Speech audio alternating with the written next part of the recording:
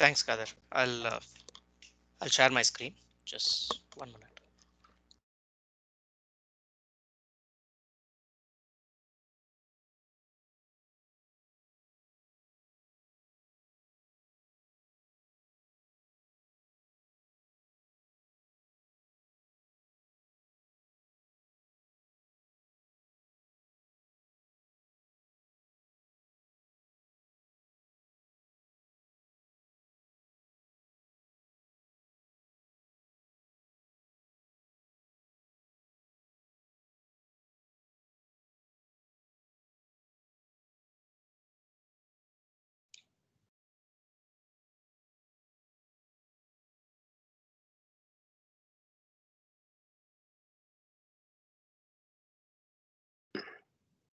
Hello, good morning, everybody.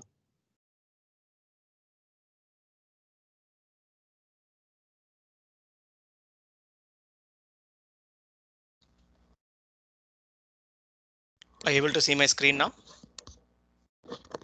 Yes. Okay, fine. Good morning, everyone. We'll get started with today's session.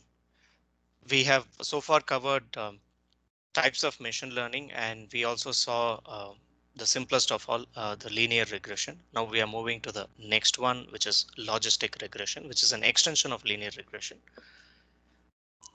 What is this is still going to come under supervised learning.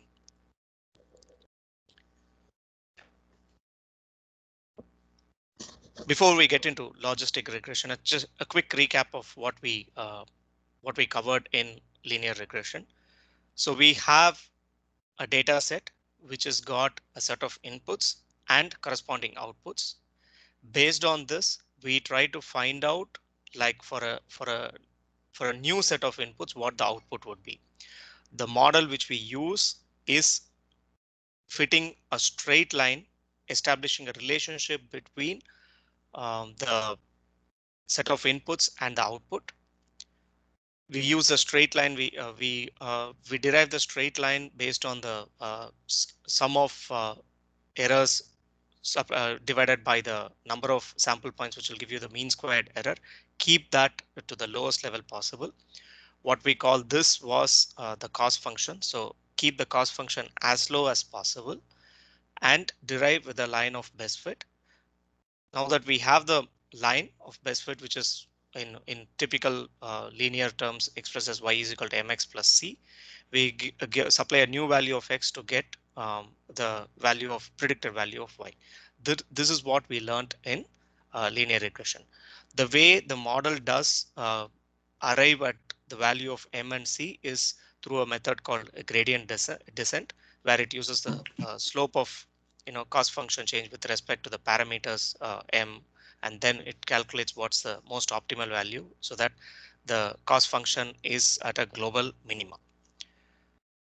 Excuse me, sorry to interrupt. Are you changing the slides? I'm just seeing Logistic regression. No, I Oh, just gave a quick recap of what linear regression is before I move to logistic regression. okay. Okay, now I'll move to logistic regression. Okay, it is similar to linear regression, but the only thing is the dependent variable is discrete. What I mean by that is in case of linear regression, you're going to have the output which is going to be continuous. For example, we saw housing price. So if to keep it very simple, if housing price, there's a relationship between the area of the house and the uh, um, price, then what we do is, like, for any area you get the corresponding price. So you have like continuous, which will have continuous variation, which can be any number between whatever the range of the housing prices. In case of logistic regression, the dependent variable is discrete. When I say discrete, it is either binary, which will have like 0 or 1 or yes or no, or you have few classes under which you can fit the output variables into. For example, like if you a classic example of a logistic regression is like if you're doing an email sorting, and if you have that as like if you're going to sort it as spam and not spam, this will be a case of binary classification, where you're saying, okay, depending on various parameters, you say whether the email is spam or not a spam. But if you extend this, and then you can also, like if you go to Gmail, there are few tabs, like you have the primary tab, you have the social tab, you have the promotions tab. So here what you're doing is that the buckets are 3, they're not 2. If they're 2, then they become binary. Spam, not spam, they become binary. If they are more than 2, then you have like multiple buckets into which you need to fit the emails, or the you have multiple buckets of dependent variable, that is y value. Based on the different inputs, you fit them into the various buckets. So this is logistic regression. Any questions till now? What we have described so far seems Yeah. to be a way of categorizing input data. Yes. Why is it called regression? It is just It's a classification to so far at least. That's a good question. This will come under classification technique actually. The logistic regression, it's called regression because we are extending the linear regression to get into the classification part of it. It's actually called a classification. Yeah, because regression normally means you're doing some sort of curve fitting, right? So anyway, let's proceed. You do curve fitting here too. I'll come to that. What you do is you do a transformation function. You first do a linear regression, do a transformation function, and then get to the results. Thanks. Okay. Thanks. Fine. And the cost function will vary when y value is 0 or 1. For linear regression, we had a single expression for a cost function, right? So we calculated the mean squared error and then we kept that to the lowest level possible. We call that the cost function. Here, depending on what the output is, you have the cost function varying. And there is one equation which will come into play when, which will be applicable for both the cases. I'll show that too. As I mentioned, discrete values can be binary or multi-class. And multi-class logistic regression, it's by using a one versus all technique. Depending on the time left, I'll cover this today, or I'll cover the one versus all technique in the next session. And now I'll move to the Excel sheet. Okay. So I've taken a simple case, like what we had taken for linear regression. We had taken y is equal to x as the simple case. Here I have taken a simple one where the size of a tumor, and this is actually tumor type, whether it is malignant or benign. 0 will define that it is not malignant, which will mean benign. For assumption, we are saying that, okay, anything that has got a size which is less than 11 mm, I'll assume this to be millimeters, and you call that will come under the benign category, not malignant, and otherwise this is a malignant. So if you plot the data set, you're looking at something like this. Okay, not a continuous variation. You're just having the output is going to say whether it is not malignant or malignant. What you try to do is, if you try to fit a linear regression here, what will happen is it'll draw a line which is something similar to this. This need not be the exact line, and you wouldn't get the information whether it is going to be malignant or not malignant. First point is, it is the linear regression is extending the line beyond 1.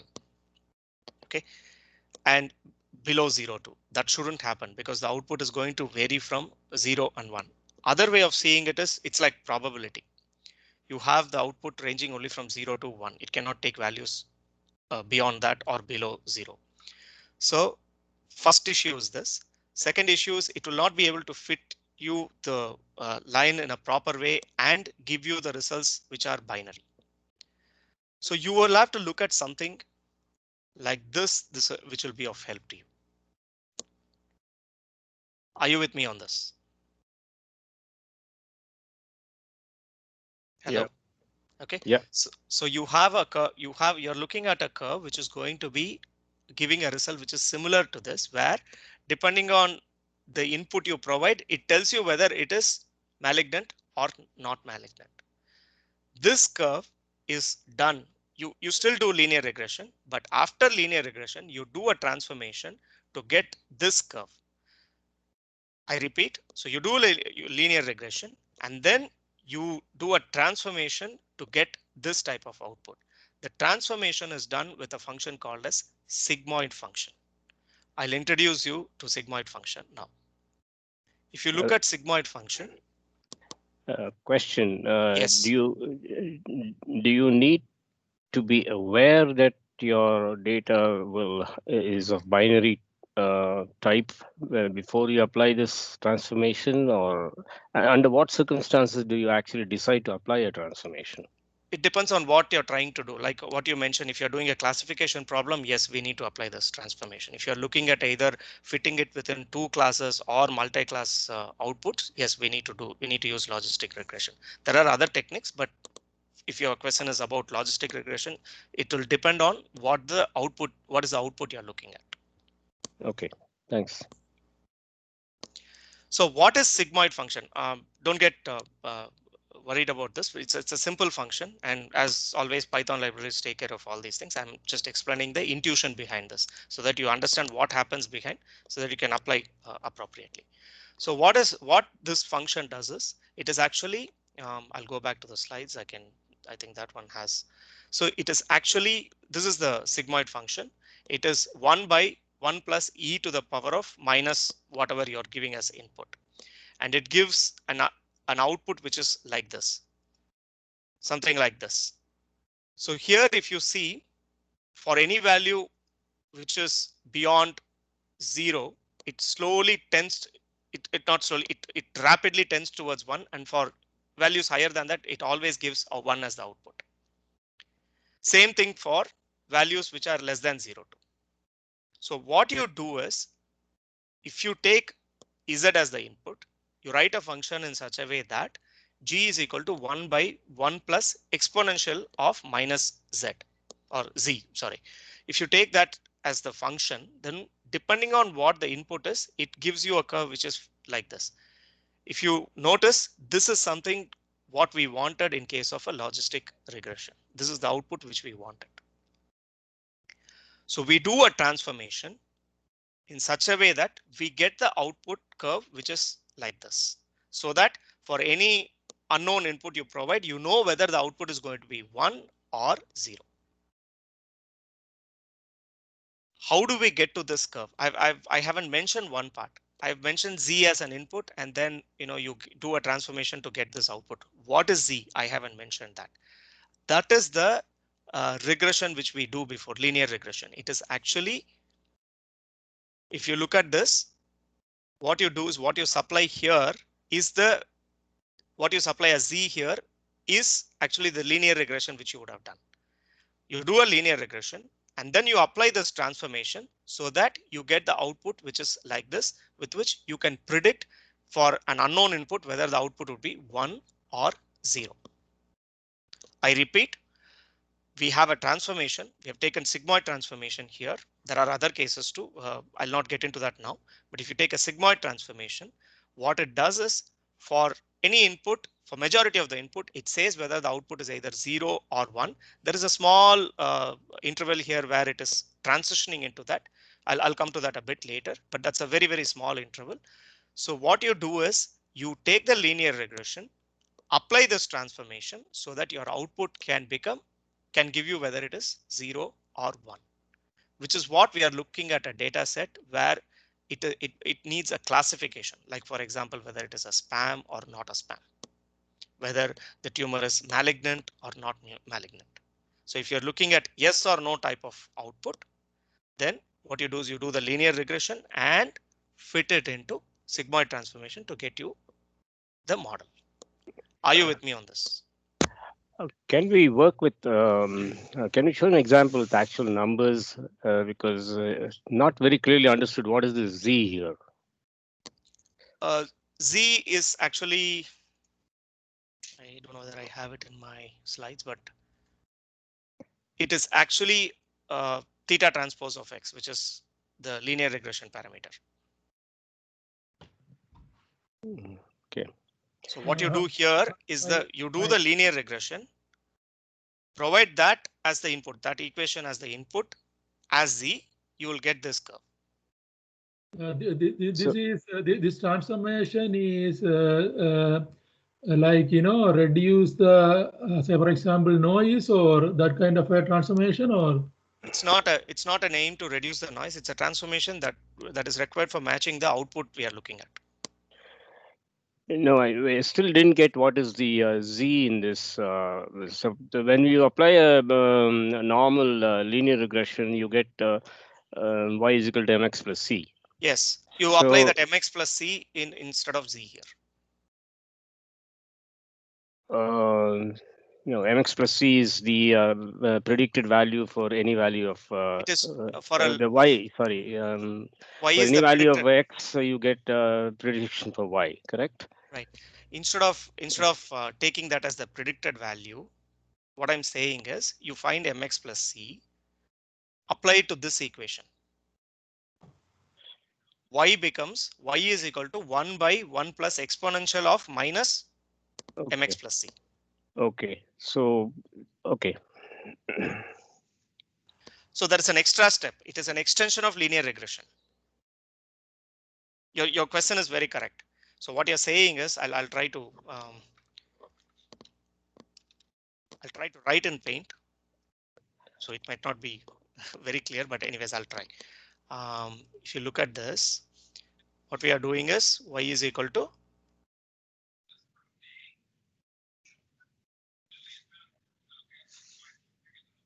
plus c, correct? Right. This is what we do.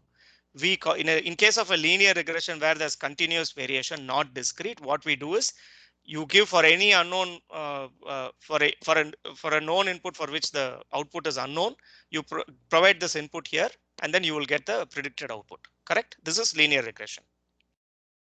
Correct. Are you with me on this? Yeah.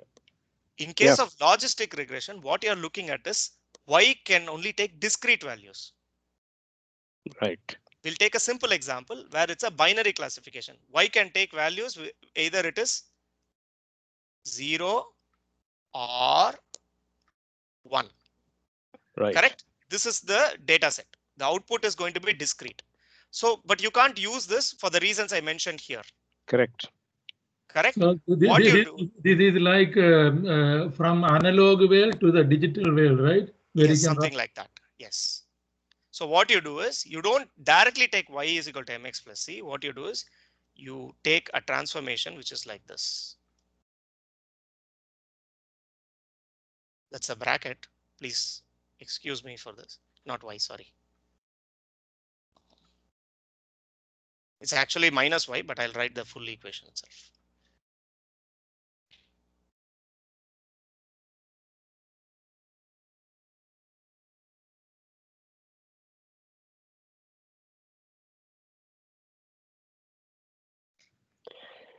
So in this equation, the values of m and c have been determined by applying a linear regression. Yes, yes. Okay. And as I said, like we will not be doing, see, we can write this code. I've written this code in Python some time back. We are not going to do this. The model is going to, once you have the scikit-learn model, it's going to take care of all these things. But I'm only explaining the intuition behind that. Understood. But still, we need some understanding of this is required. Okay. So are you with me on this? We know that y is going to take discrete values, and for this, the simple example which we have taken is binary discrete values 0 or 1. And this is the transformation function, or this is the equation with which we get the predicted value. Are you with me on this? Yeah, I am. I got it. Yes, okay. If you are with me on this, then what we will do is next session we'll be doing an example to full example for logistic regression. When we are doing that, you will understand it better.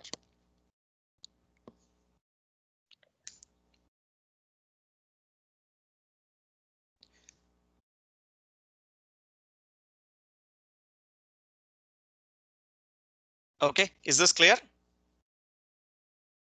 Yes, thank you. Okay, fine. Now we spoke about the transformation that needs to be added for getting the discrete output we are looking at. So what we are basically doing is something like this. We are fitting a linear line, transforming it in such a way that we get the output which we want in terms of 0 and 1. This is what we are doing. There are two ways of saying this. One, after you've fitted this line, your output is going to vary from 0 to 1. And we are addressing this point which we mentioned for values above going above 1, right? We shouldn't be getting it because the output cannot take values above 1 or below 0. So we are addressing that first. So it's not going to go, it's a sigmoid curve. So it's going to vary from 0 to 1. OK.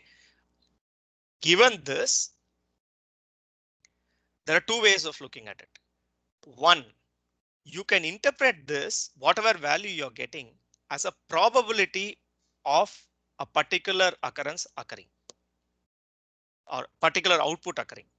For example, if you look at the sigmoid curve, it's going to vary from 0 to 1. So it's going to here it will be 0 and then slowly it will move towards or this has been magnified a bit. So here it is there is a slope which you're seeing. Normally it will be much faster. So here if you see this, it's going to move from 0 and then towards 1 in this curve. So for values in between where it is not 0 or not 1, you can take this as a probability value of a predicted outcome. For example, here if you see for this point, after you apply this transformation, if you're getting an output which is going to be P is equal to 0.85, since it's varying from 0 to 1, I'm taking it as 0.85, which is 85%. You can say that for this input, the chances of the output being 1 is 85%. If you go further down, the chance of output being 1 is 99.4%. You move to the other direction where you're closer to the 0. So what happens is the chance of input being 1 is actually 23%. The chance of the input being 1 here at this point is 0.7%. So you can use this as a probability determination of a discrete output. Are you with me on this? Yeah, we are with you on this, but from the previous curves, we saw that transition should occur between say 9 and 10 or 10 and 11, which is where the actual data shifts from 0 to 1. Yes, yes. So it will be a very narrow range over which this you need to apply some sort of probability function. Probability, yes. Okay. It's going to be a very narrow range, and as I mentioned, like it will give you the output whether it's 0 or 1. And another point is, see, even if it goes to 1, it is not reaching 1 exactly. It will be very, very close. It will be 99 point some percentage, and it's a curve which is going to it's going to reach 1 maybe at infinite points. Yeah, I mean, it depends on what is the real life situation. So you may interpret it, you may even take a low probability and still, assume that it's going to be, I'm going to take this as 1. Yeah, right. Or high probability and take it as 1, or that way. Yes. So if you see, I've also seen this in medical records, like if they have classification type of thing, they sometimes the doctor mentions that there's this much percentage of chance that it can be this particular output. That's a actual application. They apply it sounds like doctors are talking statistics, but that's the way they do it. That's the way they interpret things. So if they are like, for example, if they are looking at tumor diagnosis or something like that, that's the way they say. After that, based on the experience, they have a threshold based on which they say anything above this will fall under 1 category, anything below this will fall under 0 category. So this is other interpretation of it. You have a threshold. What you define here, you say whether it is going to be, say, if it is anything, I get a value above 0.5, I'm going to call it 1. Anything below 0.5, I'll call it 0. So I've once again taken a very simple example, 0.5. So this one becomes the decision making point for you. So this is what is called as decision boundary. One way of interpreting the sigmoid curve is as an expression of percentage. And what you do is you also apply a threshold and say that Beyond this, it's going to be one type of output. Below this, it's going to be the other type of output. We call this as the decision boundary point. These are two ways of interpreting logistic regression output. Are you with me on this? Yeah, fairly good. Now what we have done so far is we have taken Y here and X here.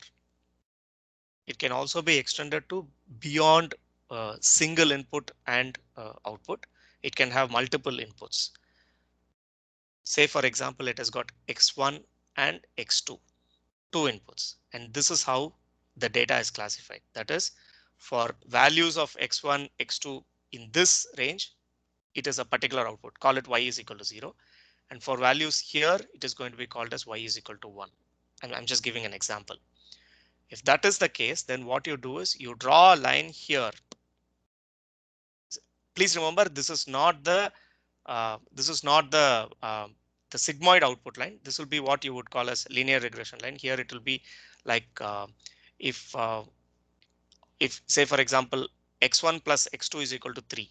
If you see here, that's the linear regression line which we have taken. Or X1, X2. If it is less than 3, then what it means, X1 plus X2, if it is less than 3, you know Y is equal to 0. If X1 plus X2 is greater than 3, you know that Y is equal to 1. In that case, this line which separates these 2 points becomes the decision boundary. Like what we had shown here, this line becomes the decision boundary. I'm just giving examples of decision boundary, where in this case, it was only one input and one output. Of course, output will be 1. So one input based output. Here we are taking 2 inputs based output. Here, and I'm also showing how visually how the decision boundary will be. This case, where you have a data distribution which is like this. This is not a linear case where you have the decision boundary which is like a circle. If you just, without understanding linear regression or machine learning or anything, if you're just given data points like this, where you have the X's here which you will mark it as Y is equal to 1 and you have Y is equal to 0 within this. If you're just asked in this graph, how will you find out whether for a set of new inputs, how will you find whether it's going to be Y is equal to 1 or 0? The simplest thing you will do is draw a line here, right? You will say that anything that comes out of this line, I will call it Y is equal to 1, and anything that stays within this line, within this curve, it's not a line, it's a curve. Anything that comes within this curve, I'll call it Y is equal to 0. That curve which you're drawing is the decision boundary. And we are using programming to arrive at this decision boundary. And Python libraries take care of it in such a way that you just get to know the result. Are you with me on this? Yeah. Looks like a Karnaugh map.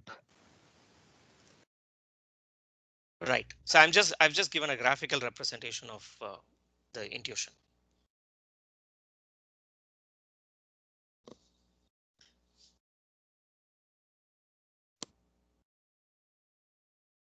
I'll give you some time to assimilate this. If you have any questions, let me know. I'll clarify this, or if you want me to go through it again, I'll do that. So the whole thing is by looking at the data set, for want of a better word, for there must be some initial understanding of the data set, and then to decide what it falls into, which type of this. This is a sort of a multivariate regression. And it could be more than 2. It could be more than it could be multiple different factors affecting what the outcome. Yes. So some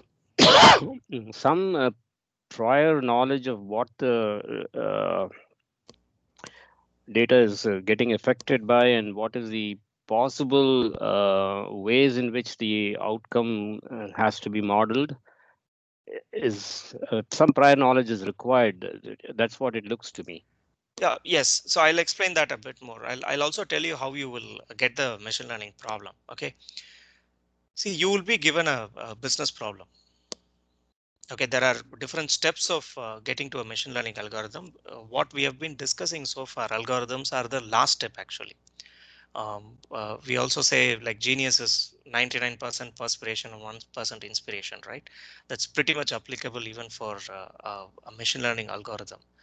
You do a lot of work before you actually apply the model. Like last week we saw exploratory data analysis where after we get the data, we look at analyzing the data, what parameters need to be modified, what needs to be transformed, what needs to be feature scaled, all those things we will do. But before we get there itself, first point is there is a hypothesis generation which we'll have to do. Before that, okay, even if you take a step before that, you will be given a business problem. For example, you will be told, I need to know in a retail setup, I need to know whether a particular customer based on the buying pattern will subscribe to a promotion or not. This is a statement which you would have been given. When you're saying buying pattern, what do you mean by that? You can talk about like what are the products he's buying, what is the amount he's spending, how frequently is he spending. All these things will be told to you. That is the data which is given to you. And if it's a supervised learning, you will also be given the data about a particular customer subscribing to a promotion or not subscribing to a promotion. When you're given this business problem, in this, when I'm not even gotten into data. I've just spoken about what information is given. The data could be in different formats, all those things. I've not even gotten there. But when I look at this problem itself, I know first thing I'm looking at a binary output, whether the customer will subscribe to a problem or not, which is going to be 0 or 1. Correct? First point. Second point, that is the output which we are looking at. That is the dependent variable we are looking at. In our parlance, y. That is the value which we are looking at. Based on what we are going to conclude on y, we are talking about buying pattern, which can be defined by various parameters, which is going to be the products he has bought, the amount he has spent, how frequently has he spent, and few other parameters which can be listed. If you look at this, you're already having x1, x2, x3, which becomes multivariate, multiple variants. Multiple variables as inputs. So when you look at the business problem itself, you know what you're trying to solve, whether it's going to be classification, whether it's going to be regression. In both these cases, if it's going to be single input based, or usually it will be multiple input based. It will never be. See, to explain a concept, we are using a single input model, but in real world, it will definitely be more than that. So these are conclusions which you will come to when you see the business problem itself. What you do is, based on the business problem which has been provided, based on your domain knowledge, you build a hypothesis. You say that, okay, if a person is buying this product and for this, if the promotion which I'm running is related to something, this product, then he will accept. This is my hypothesis. And then you build the model after doing data analysis, transformation, whatever you have from the actual data, you build the model to verify whether your hypothesis is correct or not. If it is not correct, then what you do is you modify, build the model. This is the sequence in which you will be doing a machine learning model. So your question to know whether, whether it's going to be classification or regression, or, it's going to take single input or multiple inputs, it will be addressed when you hear the business problem itself, what you're trying to solve.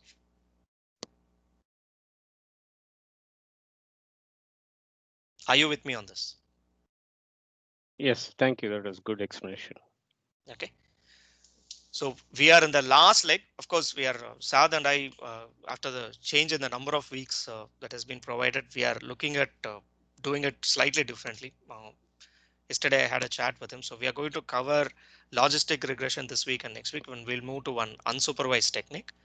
And then we'll also look at the complete data science, or machine learning process which you'll have to follow, like how the business problem will be given, what are the steps you'll have to do, and then get to model building. All these things will be done. What we are presenting to you is the last part actually now. So once you understand the complete life cycle, then you will appreciate this in a better way.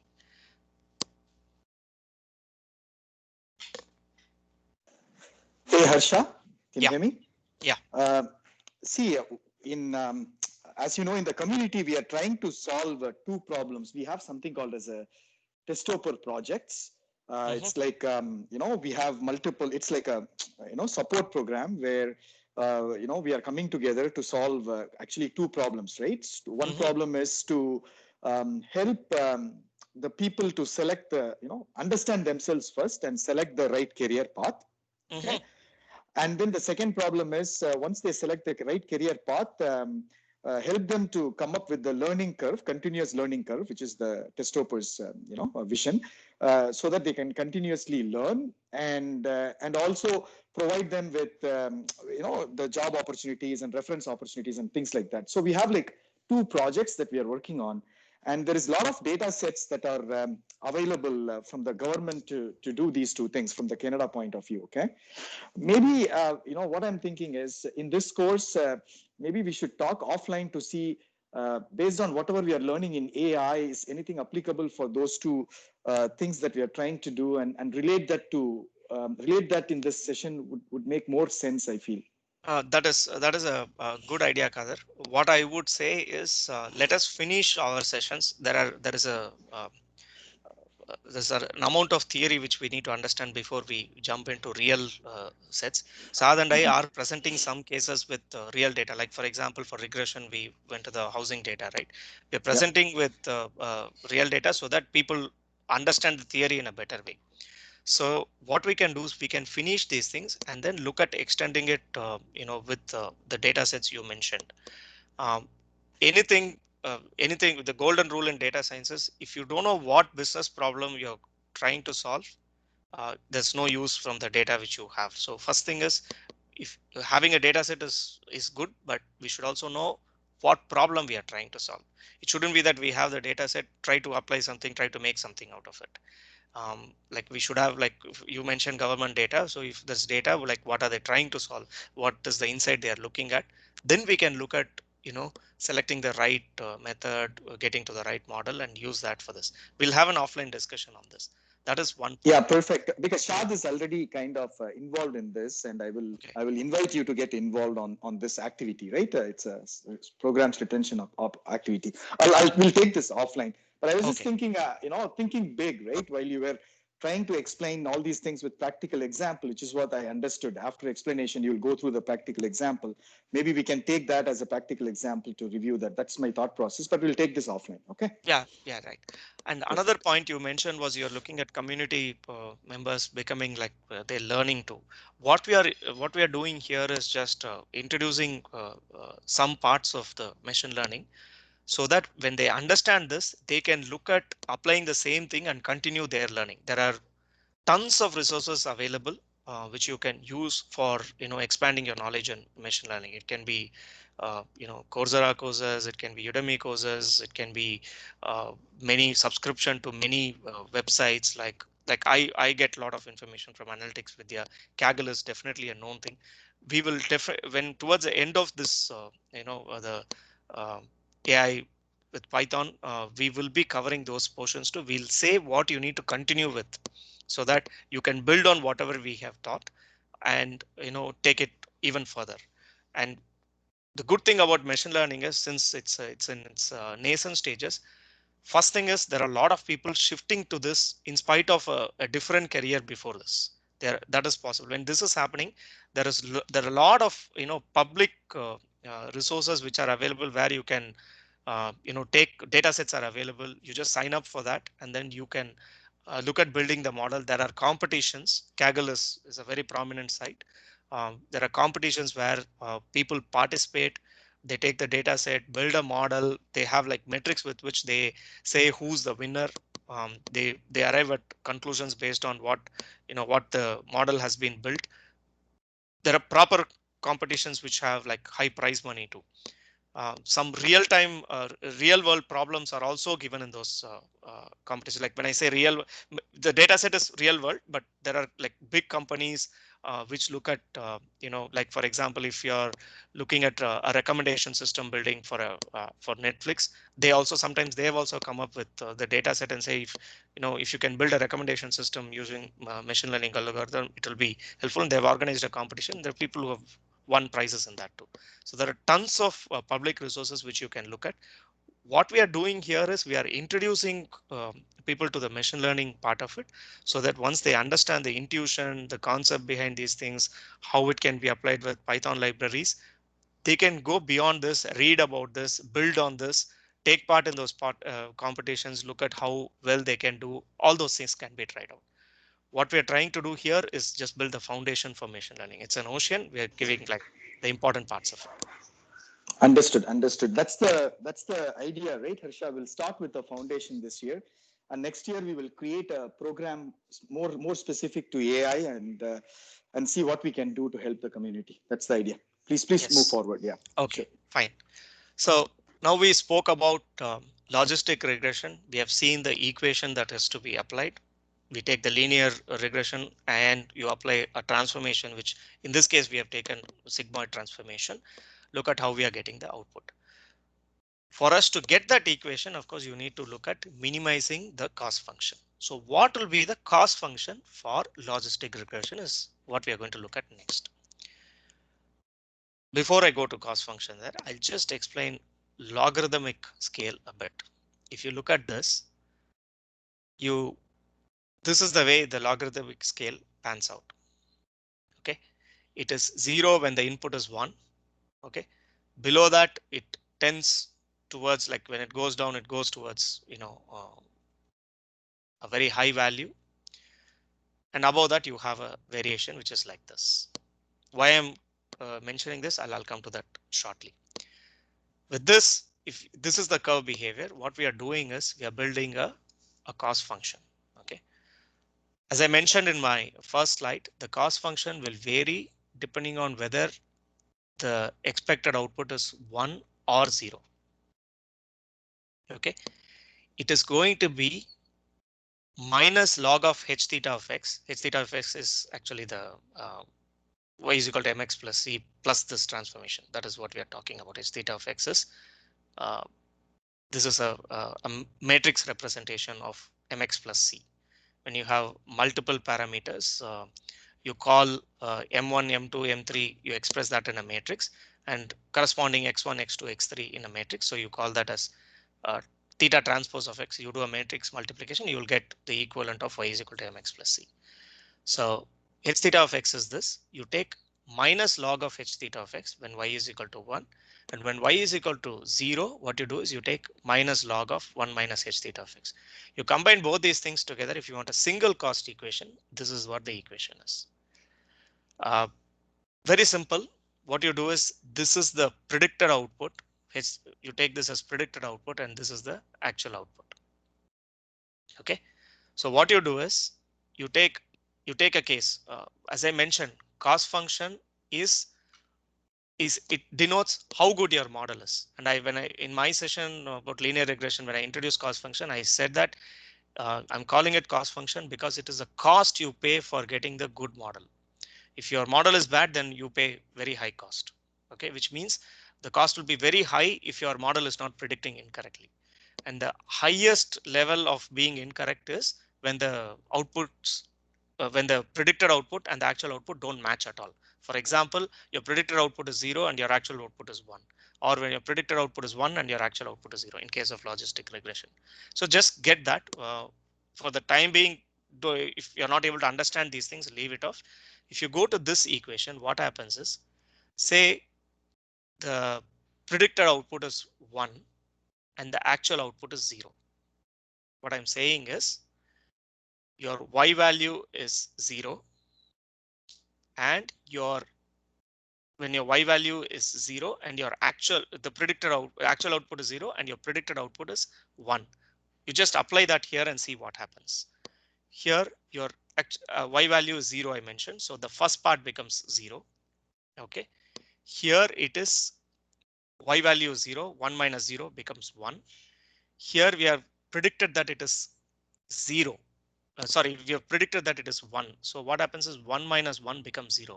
So here if you apply that to this equation, it becomes minus 1 into log of 0. And if you go back to the graph, log of 0, if you tend towards, it is tending towards minus infinity. If you stretch this, it will go towards, it's actually undefined. We call it minus infinity.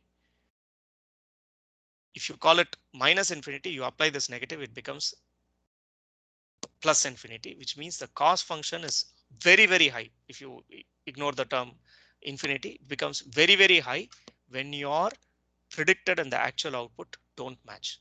We took the example of the actual output being 0 and predicted output being 1.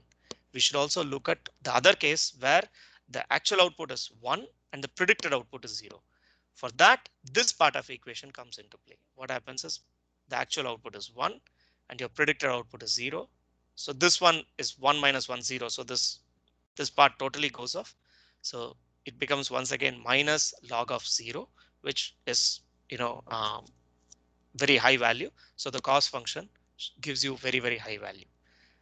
If you apply the logic that cost function is the price you pay for the correctness of the model, you need to ensure that the cost function is as low as possible for you to get the right model.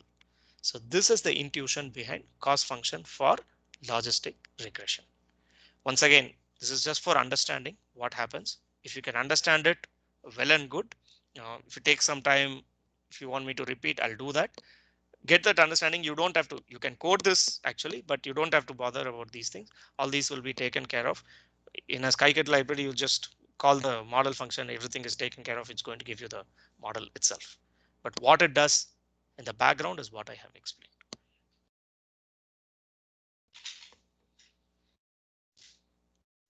This last portion was a bit complex. Please let me know if I'll have to repeat.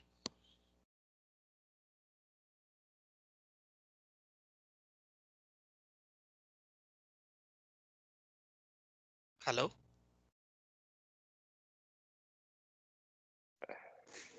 I think we can hear you. We need the time to absorb it, and I don't. I think we should take that part, understanding part of it ourselves. Offline, you say. Okay. So when you're looking at these slides, let me ask you this basic question, right? So how important as a developer to know these what you are teaching to do the programming for AI? Can he do it without understanding what you're teaching, just calling the libraries and do it? Just a layman question. You can do that if you're looking at a logistic regression type of answer. Yes, you can do that. It depends on what role you're playing, right? So if you're a data scientist, there is an expected level of understanding for this. And if you're looking at a machine learning engineer, maybe there can be a level of abstraction. So there are different roles within AI ML itself. So it depends on which role you would want to play. So if you're looking at, see, I'll since you asked this question, I'll just show this to you. All that you're going to do is see.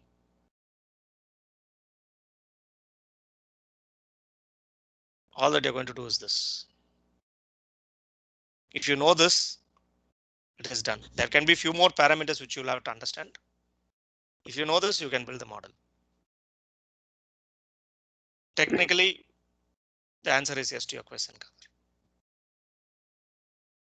Okay. For the developer, okay, but if a developer has to have a play a role of scientist and have to have an understanding of what's happening behind the scene to be able to build better programs, then the knowledge of both is required. Yes, that's how I see it. Okay, thank you. That's what we're trying to do. So for the data scientists, it is absolutely essential that they understand what different models do, and also they need to be able to understand which model to apply to the data set that or the business problem that I'm solving, right? So then they could hand off their analysis and their insights into what sort of models should be tried on this data set to the people who are going to actually build it. And yes, what we just described is correct. Data scientists probably require this knowledge, not necessarily every programmer.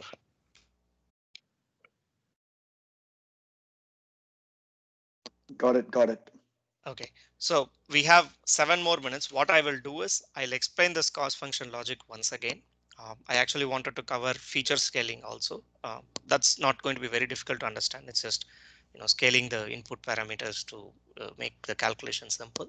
I'll cover that in the next session, and we'll go through a real example too, and then see how we can do build the training set like what we had done for linear regression.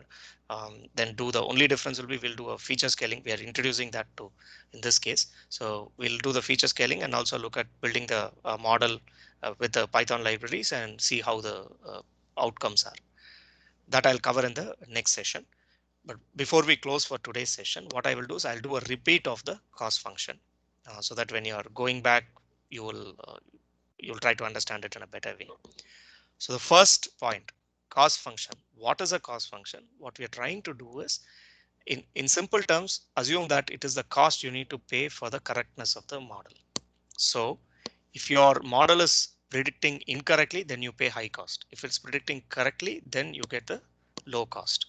So the aim will be to build a model which minimizes this cost function. How do we define this cost function? In terms of the predicted output and the actual output.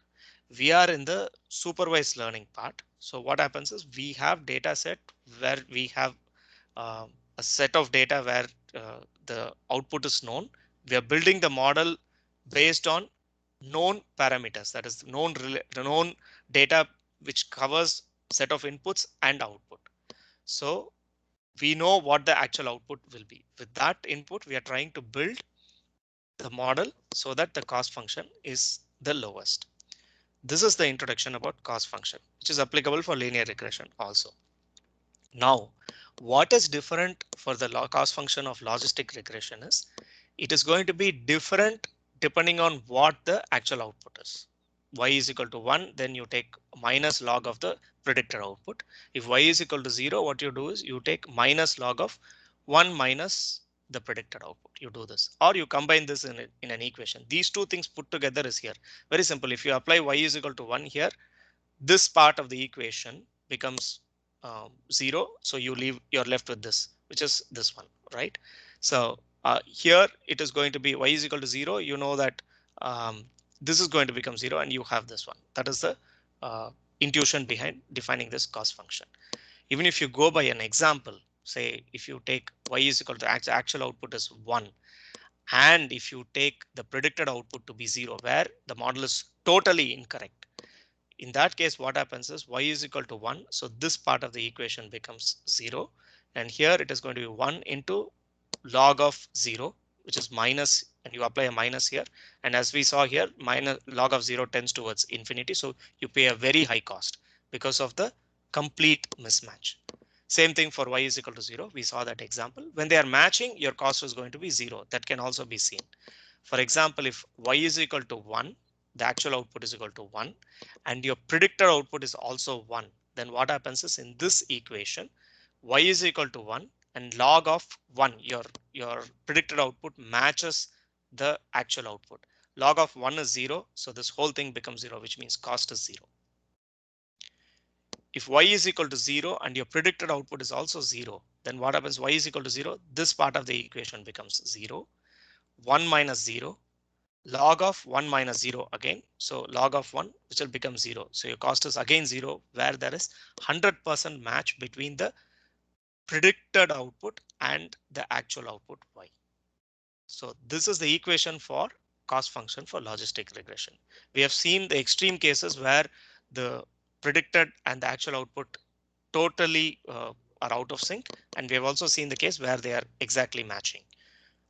In case of like totally out of sync, the cost is tending towards towards very high value, infinity, something like that.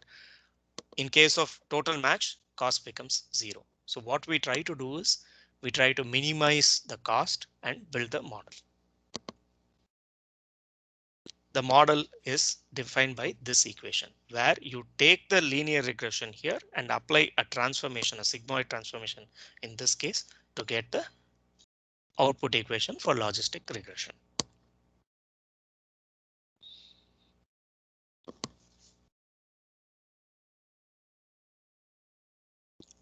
I'll stop today's session at this point. Top notch, Harsha. This is really good. Actually, you're building a great foundation for us to jump into Python coding in future sessions. This is really good. I know that there are some messages in the WhatsApp. Just want to make sure we covered. From the logistics point of view, Irene was asking where can I find the videos, presentations, and files. Actually, you know, once you provide your email ID, we will add you into this Testoper Teams, and everything is available there. And the link to the YouTube, everything is available there. So that would be the good starting point.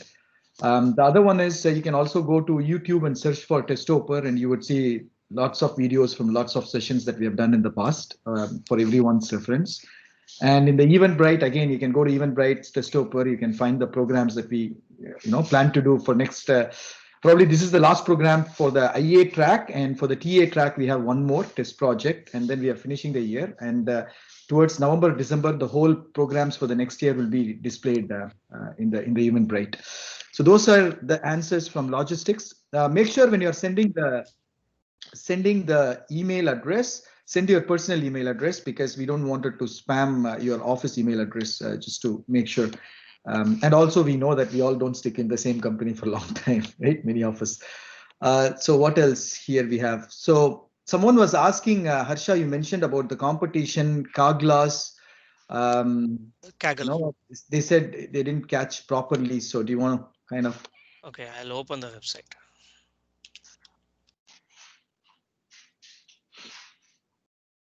Harsha, we should probably go and reach out to these guys and see if we can partner with them for.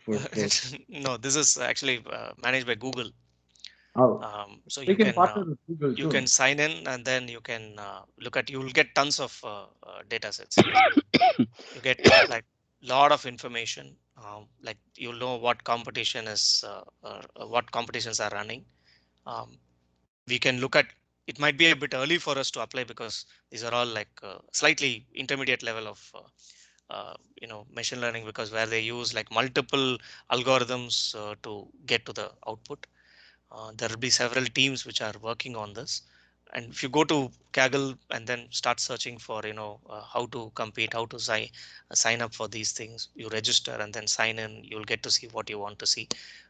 This is one of the prominent sources which any data scientist or machine learning professional is told initially when he's trying to learn. Not a professional, a student is told. So you can start with this, and there are a few other things too. Like I have personally subscribed to Analytics Vidya. I get like weekly hackathon information. I don't participate in them because I do this more as a hobby. Some of them I've participated in the past, but now I have not been. But there are several sites where you can look at these things. I'll also share what what other sites you can subscribe to in the next class. I have a list of sites which you can. KD Nuggets is another thing you can subscribe to. They talk about what is happening in the machine learning world. Yeah. This is really good, Harsha, because one of the things that we are working together is preparing our team. See, a lot of people in the Testoper community are not introduced to what is hackathon, right? So we have been providing in our Testoper project session that happens on Friday with this new ideas that we are building for, that will serve the Testoper community, and introducing what is pitch deck and all those different kind of things. To help people to prepare to go and attend these hackathons, right? Either individually or as a team from Testoper to go and attend. So this is something that we are working on. And when you said you're not attending these hackathons, our goal should be, as we become matured in these, we as a team has to go and attend hackathons. That's our end goal. Yes, and usually like in many of these things, what happens is like 2-3 people get together to attend this. They do stuff together.